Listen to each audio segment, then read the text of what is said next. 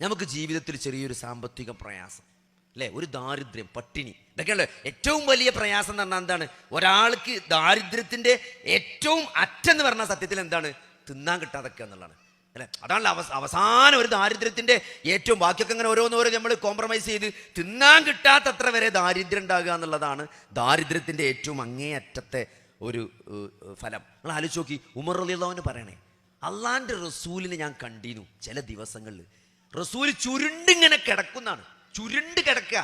അള്ളാന്റെ റസൂല് ചുരുണ്ട് കിടക്കുന്നതായിട്ട് ഞാൻ കണ്ടിട്ടുണ്ടെന്ന് ഉമർ ബിൻ ഖത്താബ് റളിയല്ലാഹു അൻഹു പറയണേ. എന്നിട്ട് പറയാം, എന്തുകൊണ്ടാണ് നിങ്ങൾ ഒമാ യജിദു മിനദ് ദഖൽ, ദഖൽ കാരക്ക പോലും വയറ് നിറക്കാൻ കഴിയാത്തത് കൊണ്ട്, ദഖൽ ധാരക്ക പോലും വയറ് നിറക്കാൻ കിട്ടാത്തത് കൊണ്ട് അള്ളാന്റെ റസൂല് ചുരുണ്ട് കിടക്കുന്നതായിട്ട് ഞാൻ കണ്ടിട്ടുണ്ട്. ദഖൽ എന്ന് പറഞ്ഞാലേ നിങ്ങൾക്ക് മനസ്സിലാക്കാൻ വേണ്ടി പറയാം. അപ്പം ഈ മുന്തിരിൻ്റെ കാലാണ്, ഈ പച്ചമുന്തിരി ഈ ഗുഡ്സിലൊക്കെ റോഡ് സൈഡിൽ വിൽക്കുന്നുണ്ടാവും. അത് നമ്മൾ 1 കിലോ പെരീക്ക് വാങ്ങിക്കൊണ്ടെന്ന് വെള്ളത്തിലിട്ടാൽ കുറച്ച് കറുത്ത മുന്തിരി ഉണ്ടാവും. എന്ത്, ഒരു പച്ചയിൽ ഇങ്ങനെ കുറച്ച് കറുപ്പ് വന്ന അങ്ങനെ ചുങ്ങിക്കണ മുന്തിരി, അത് കടിച്ചാൽ ഒരു കയ്പേക്കാരം. അത് ആരും അങ്ങനെ എടുത്ത് പൊറുക്കിയിട്ട് ഒഴിവാക്കും.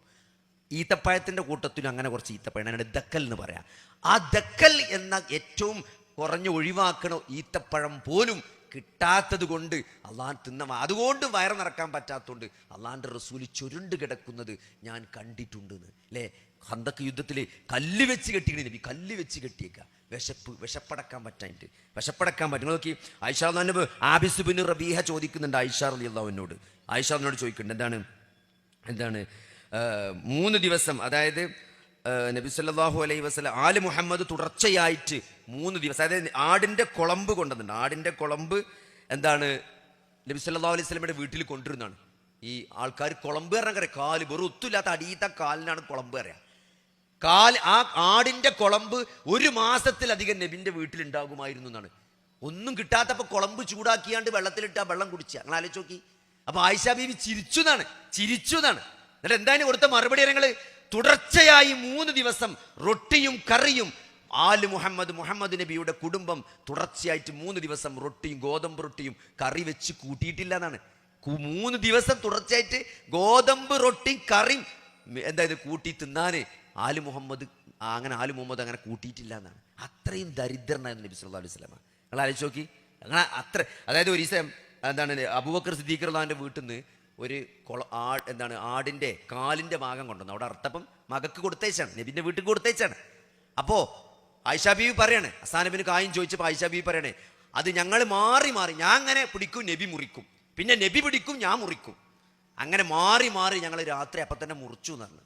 അപ്പോൾ ഹസ്സാനബിന് കായും ചോദിച്ചു, അപ്പം അന്ന് വിളക്കുണ്ടായിരുന്നില്ലെന്ന് ചോദിച്ചു. വിളക്ക് രാത്രി ഇങ്ങനെ വിളക്കൊന്നും കത്തിച്ചിരുന്നില്ല ചോദിച്ചു. അതിന് പറഞ്ഞൊരു മറുപടി എന്താ, നിങ്ങൾ ആ വിളക്കിലൊഴിക്കാനുള്ള എണ്ണ ഉണ്ടെങ്കിൽ അത് ഞങ്ങൾ കുടിക്കും, ഞങ്ങൾ ഭക്ഷിക്കുമായിരുന്നു എന്നാണ് പറഞ്ഞത്. അങ്ങനെ ഒരു കാലഘട്ടം ആർക്കാണ് സഹോദരങ്ങളെ? അഷ്റഫുൽ ഖൽഖാണ്, ഈ ലോകത്തിലെ ഏറ്റവും മഹോന്നതനായ സൃഷ്ടിക്ക് അള്ളാന്റെ റസൂലിന്റെ ദാരിദ്ര്യം ഈ പറഞ്ഞത്. അതുകൊണ്ട് ഒരു സാമ്പത്തിക പ്രയാസം, ഒരു വിഷമം വരുമ്പോഴൊന്നും സഹോദരങ്ങളെ തകർന്നു എന്ന് വിചാരിക്കണ്ട. ഇതൊക്കെ അള്ളാഹു എന്തോ നമ്മളെ ഇടങ്ങേറാക്കുകയാണ് വിചാരിക്കണ്ട.